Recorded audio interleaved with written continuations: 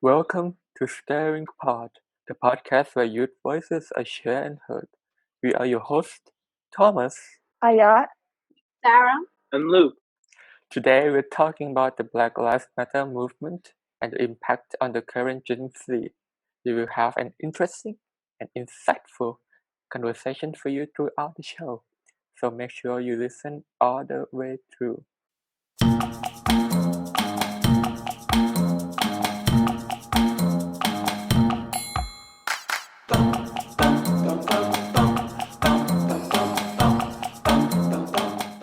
again, before beginning our topic for today, we want to first recognize our position in this space because none of us are Black students, but we all really found it important to speak up and use any platform that we have in order to speak about injustices that are occurring. And we feel that this podcast would be a great space to converse, educate ourselves, as well as others about the history of this movement and as well as what is happening today. Also, just to have a space where people can find out ways to help out more, for example, where to donate to, petitions to sign, companies to not support, and more.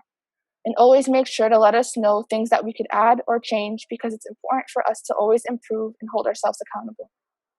even though people from all generations are backing the Black Lives Matter movement to help make change, it's blatantly obvious that our generation is doing the most to fight for change. Not everyone knows the reasons why, though. So, as we know, out of all generations, Gen Z seems to be the most competent when it comes to using social media platforms, which is no surprise.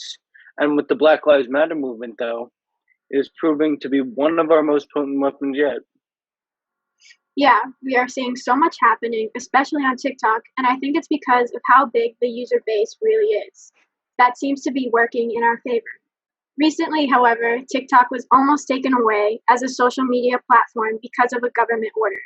This would have been tragic news to the Gen Z community, not just because we spend hours a day entertaining ourselves with videos, but because it is one of the main social media platforms that spreads awareness for the Black Lives Matter movement.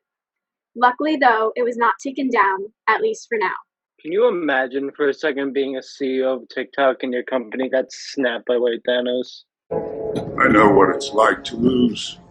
Oh, the things that happen in America these days. Do you guys know how have people been using TikTok to help the movement? Like, have people been posting information on everything that's been happening? Yeah, that's a good question. People have been using it a bunch of different ways, honestly. Even though people have been using it to post information, it has also been used to show videos of police brutality, which made some of these less seen videos more accessible by the public. Not to mention, some of these videos hadn't even been shown on the news yet and through media. So what are the videos? So I remember first seeing the Ahmaud Arbery video where he was brutally murdered. I saw it on Instagram before I actually saw it in any news channel at all. So I think that really shows the magnitude in which things travel through social media and how fast the news gets about to Gen Z and how Gen Z is able to spread that information to other generations and even the people who are part of our own generation to give information to others about what's really going on in our country. Yeah, absolutely. Same with what Sarah said. I also saw the Ahmaud Arbery video on Instagram, and this was when they were trying. It was still being debated if it was an act of violence on Arbery's part or like it was they were just trying to frame him for it. And it turned out when we saw the video, it showed that Arbery was innocent in the situation. Yeah, it was a way that really showed how media can influence certain situations and really make people perceive issues in different ways. But it's also great that we have a generation like Gen Z, which is so vocal and really tries to get down to the point and hold these people accountable that are doing these acts and making sure that people are signing petitions to get this case on the move and really get justice for Ahmaud Arbery. Yeah, agreed. It's totally eye-opening for everyone who watches the video. And it's pretty much the same with George Floyd. The horror, the terror, What are you guys' reaction to the George Floyd one? When I saw that video, I just felt disgust like nothing else. That was the only emotion that filled my body, because like just seeing him on the ground with the police officer's like knee on his neck, even though he'd been like subdued already.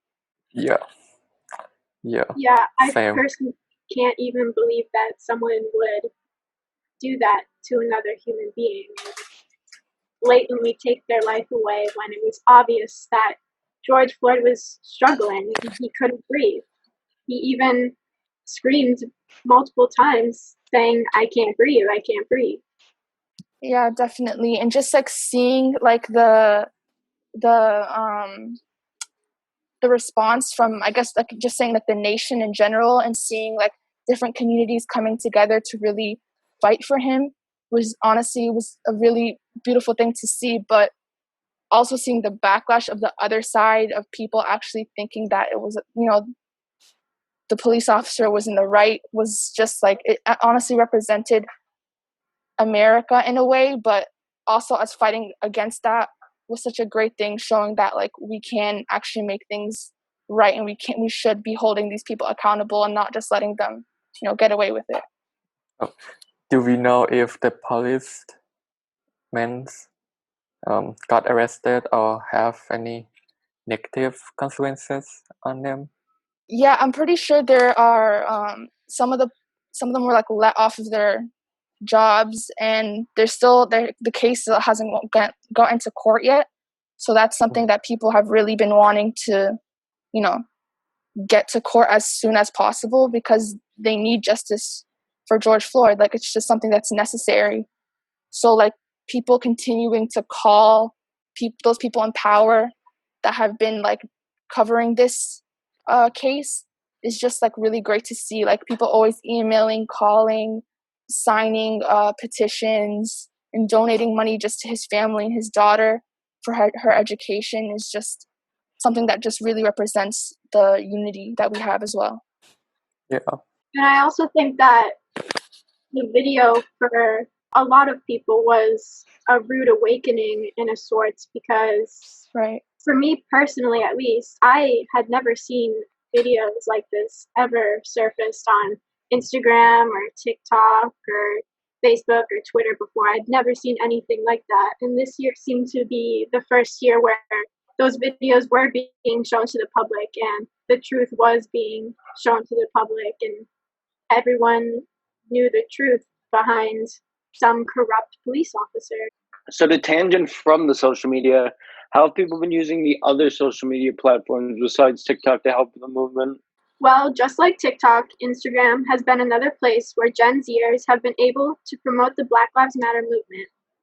They use features on Instagram such as stories, and these stories enable the users to share photos and videos and thoughts to bring awareness to their followers about the police brutality that is happening against the Black community. It seems we'll be able to keep growing the movement and get more and more change as long as we keep just sharing on social media. Definitely, yeah. And just seeing people hold like these companies accountable, and just people who have big platforms on social media accountable for their actions, just like on Instagram and on Twitter, has been great. Like people are always making sure they're posting things that are happening on a daily basis. If there's protesting occurring, if there's safe places to go during protests, if ways to keep yourself safe if you're going to a protest. Like, it's just great to see everybody always helping each other out and always being on social media and using it as a way of communication. I'm for one, I'm glad that people stop being bystanders all the time and like Definitely, yeah. jump into it, and find solutions. Yeah, it's really making a difference in the world that we live in. And so on that note, make sure to follow our Instagram, Stirring the Pod, if you haven't already, where we break down this episode throughout the week. Thanks for listening to Stirring the Pod. And before we go, please show some support and some love for your favorite podcast by leaving us a review on Spotify. Also, again, we want to highlight some places to go in order to keep showing support for the Black Lives Matter movement every episode. One is a place that we want to highlight is the Bail Project and the National Bail Fund Network for COVID-19 Emergency Response Fund. And these two places are where you can donate to help people that are put into jail because of protests or just to help them in any way, shape, or form. And another place we want to highlight are the memorial funds for Tony McCade and Breonna Taylor, who both fell victim to police brutality. So make sure you guys visit our description box below, and we'll have all the links listed there for the places I mentioned previously, as well as other places where you can help out. Then stay tuned for next week where we share and talk about all current events.